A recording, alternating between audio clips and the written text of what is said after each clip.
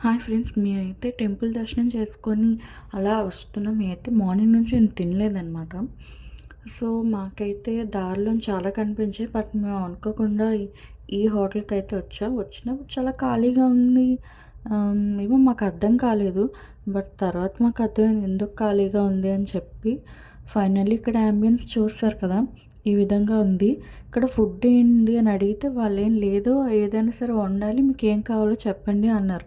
మేము చెప్పిన తర్వాత ఏం చేశారంటే మేము క్యాష్యూ పన్నీర్, క్యాష్యూ మష్రూమ్ చెప్పాము. అండ్ పుల్కా చెప్పాం. అండ్ ఫ్రైడ్ రైస్ కూడా చెప్పాం.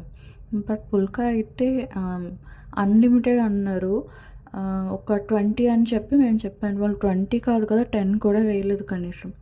దాన్ని 30 వేసామని చెప్పేసి అమౌంట్ తీసుకున్నారు. అండ్ కర్రీస్ అయితే ప్రైస్ ఎంత మాకు చెప్పలేదు. మొత్తం బిల్ అంతా కలిపి 1060 అయ్యింది.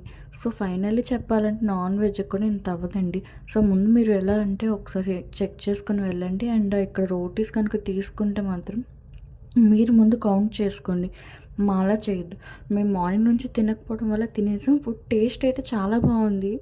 అండ్ ప్రైస్ మాత్రం చాలా ఎక్కువ. నాన్ వెజ్ ప్రైస్ అది చాలా చెప్తున్నారు. సో, ముందు చూసుకోండి. లేదు ఈ హోటల్‌ని అయితే స్కిప్ చేసేయండి. వీడియో కనుక నచ్చినట్టయితే ప్లీజ్ లైక్, షేర్, సబ్స్క్రైబ్.